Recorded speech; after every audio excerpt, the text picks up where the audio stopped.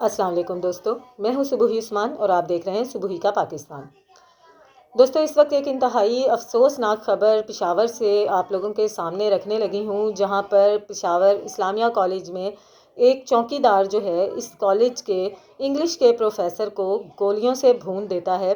सरेआम इस प्रोफेसर का कत्ल कर देता है।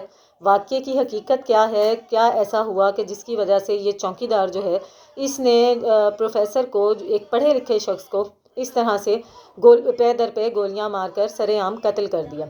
अगर आप वीडियो देखें तो आपकी रूह कांप जाएगी, जिसमें कि वाज़े तौर पे ये दिखाया गया है कि जो है प्रोफेसर साहब जो हैं वो आगे आगे भाग रहे हैं और जो चौकीदार है ये गन लेकर इसके पीछे पीछे भाग रहा है। और फिर एक जगह पर जाकर ये प्रोफेसर को दबोच लेता है। दबोचने से मुराद ये कि नीचे ज़मीन पर लेटाता है और बिल्कुल इसके करीब होकर कम से कम 7 से 8 गोलियां इसके अंदर उतार देता है।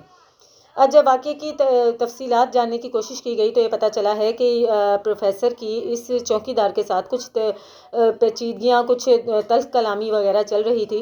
कुछ अर्सा पहले, तकरीबन 15 या 20 रोज़ पहले, प्रोफेसर की इस चौकीदार के साथ एक बहस हुई, एक तल्ख़ कलामी हुई, जिसमें कि प्रोफेसर चौकीदार को ये कह रहे थे पार्किंग के अंदर कि तुम सही तरीके से गाड़ियाँ और जो है कन्वेंस वगैरह पार्क नहीं करवाते हो।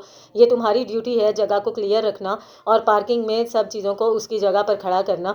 जिसके ऊपर प्रोफेसर में और चौकीदार में काफ़ी ज़्यादा बहस हुई, काफ़ी ज़्यादा तल्ख़ कलामी हुई।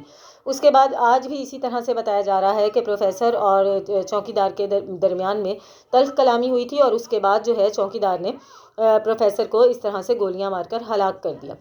लेकिन आप ये देखें, सोचने की बात ये है, इंतहाई हैरत की और अफसोस की बात यह है कि पाकिस्तान में हालात इस लेवल पर पहुंच चुके हैं कि एक बंदा जो कि गन लेके चौकीदारी के फ़राइज़ करने के लिए दरवाजे पर खड़ा होता है। अब जो ये कारनामा ये बेचारा कर गया है, जो कि इसने एक शख्स को कत्ल कर दिया है। अभी तक ये जो क्या कहते हैं चौकीदार है ये फ़रार है। पुलिस छापे मार रही है, चौकीदार को अभी तक पकड़ नहीं सकी है। लेकिन हाँ, पुलिस ने एक बहुत ही अच्छा कारनामा अंजाम दिया है, जो कि हमारी पाकिस्तानी पुलिस का शेवा है कि जब मेन मुलजिम नहीं मिलता है तो इसके घर के किसी भी फ़र्द को, और अक्सर तो पूरी की पूरी फैमिली को, उठा के ले जाते हैं और फिर इनको जूते लगाते हैं, डंडे लगाते हैं। और इससे क्या फ़ायदा मिलता है, जबकि उन्होंने बेचारों ने कुछ किया ही नहीं होता। उनके तो फरिश्तों को ये पता भी नहीं होता कि उनका कौन सा फैमिली मेम्बर क्या कुछ करने जा रहा है। इसी तरह से पुलिस ने क्या किया है कि इस चौकीदार के भाई को उठा लिया है और अब इस भाई को जूते पड़ेंगे, जिसका बेचारे का कोई कसूर ही नहीं है।